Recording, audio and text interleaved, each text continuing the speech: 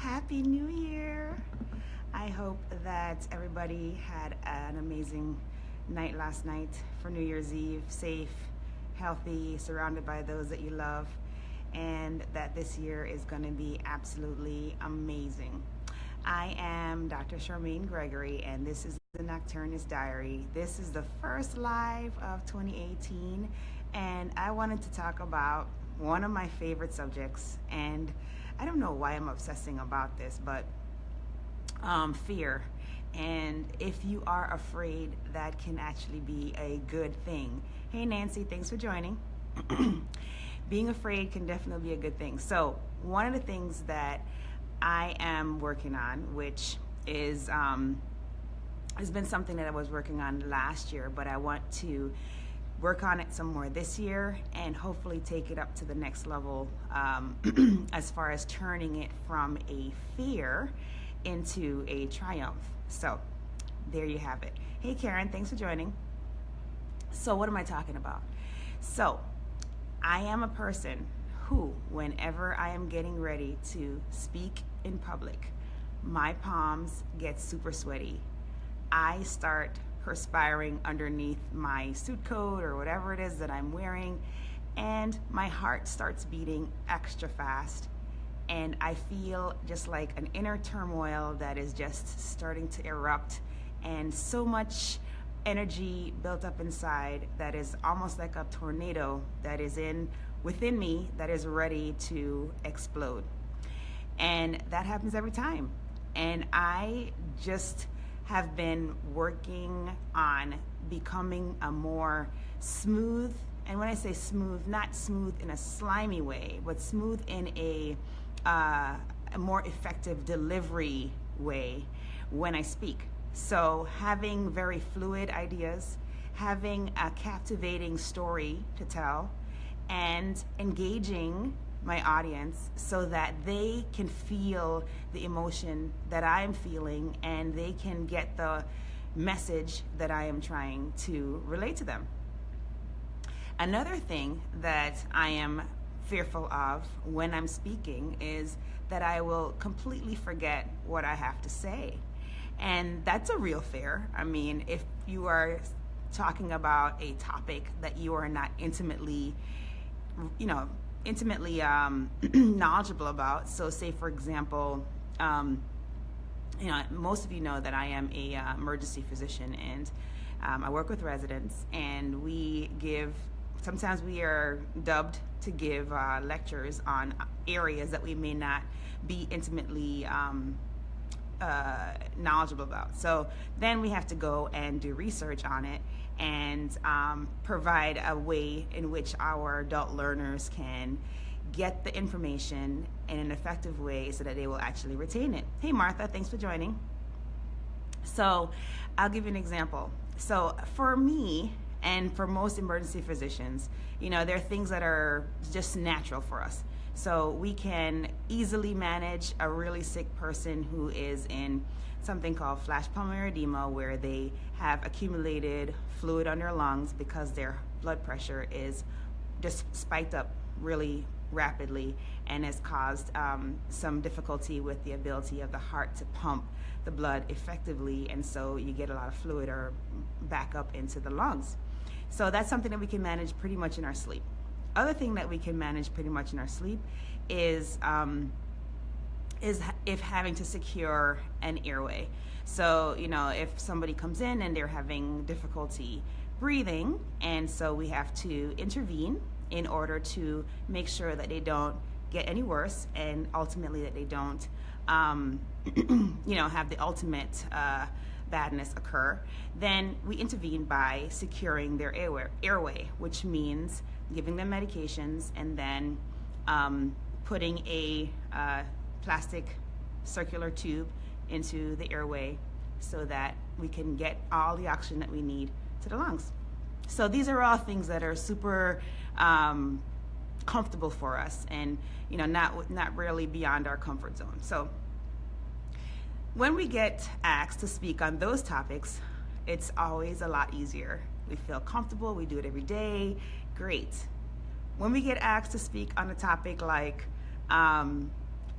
what are all of, or can you compare hemodialysis to peritoneal dialysis, all the pros and cons, and who needs to be on it, et cetera, complications thereof, et cetera.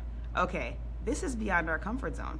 Now, our nephrology colleagues, which are the doctors that take care of the kidneys, they are well versed in this, but we are not.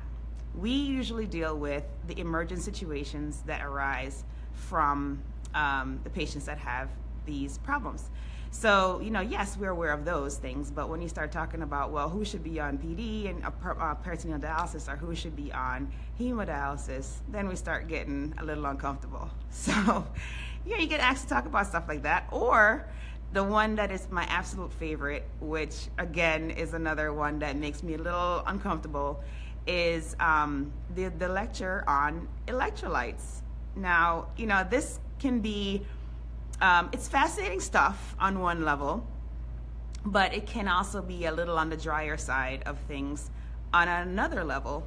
And making electrolytes and electrolyte management sexy is really, really challenging. So that's definitely one that is outside of my comfort zone.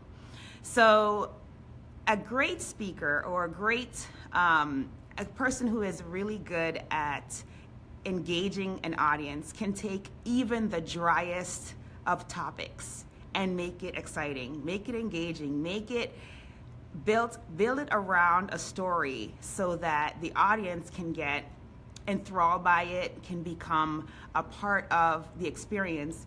And adult learners really need that.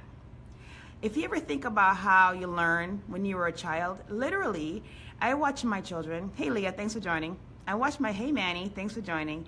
I watch my children and I see how they are literally like sponges. They just absorb information in so many different ways. Happy New Year to you too, Manny. In so many different ways, and they just, there's not really any limitation on their absorption, which is absolutely amazing. And sometimes I actually envy it a little bit, because I wish I had that particular skill and that magic power, but I don't. So as an adult learner, I have to realize that I need several different modalities in which information can be received by my brain, and then it can actually take up residence there. So, just sitting and listening to a lecture that's not exciting just does not allow for absorption for me.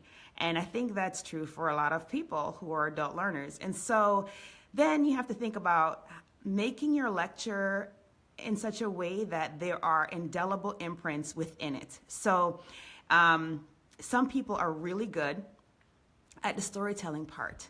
And that's the thing that allows for the connection of the fact that you're trying to relay and the story. So you trigger the story at the beginning, you introduce the fact that you like the learner to absorb, and then you culminate the story to encapsulate the fact in between. And that allows for you to reference to the story and for that to be associated with that fact that you're trying to get the learner to absorb. And I am so not good at that. And that's one of the things that I really hope that I'll get a chance to do. And the way that you can see what I'm talking about is, if you ever watched a TED Talk, you'll notice that TED Talks are built this very way. There's always a really captivating story that is weaved, and within that, the message is conveyed.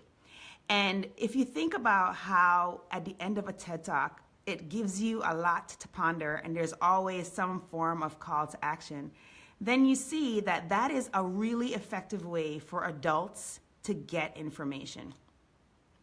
So that's one of the things that I really want to work on. And like I said, fear of doing something, being afraid of doing something can actually be a good thing.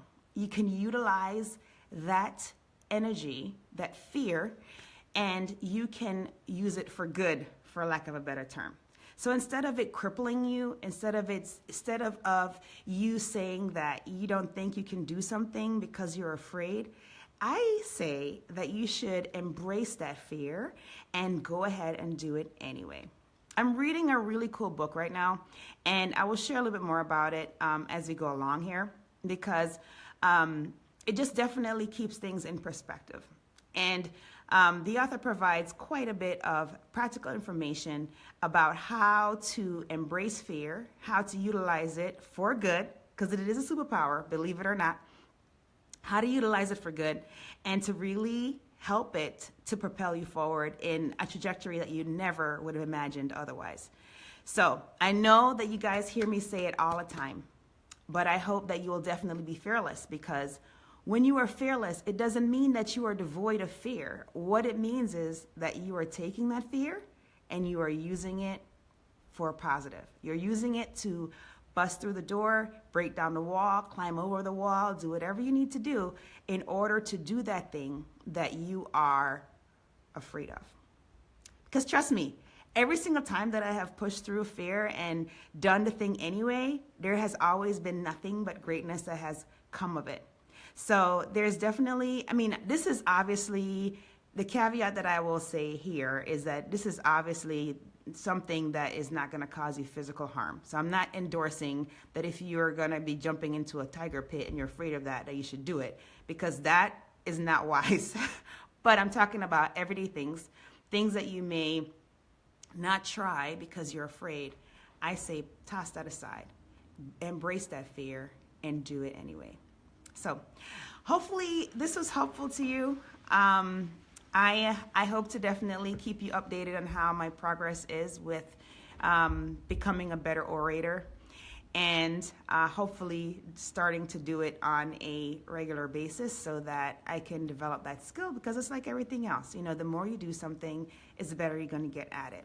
And I hope that I am able to tell a story, a good one, that will keep audiences engaged and encouraged and help them to be fearless as well, so that they can crush those demons and push through and have greatness occur. So, Happy New Year once again. This is Dr. Charmaine Gregory, and I hope that you will be strong, be brave, and unleash your greatness.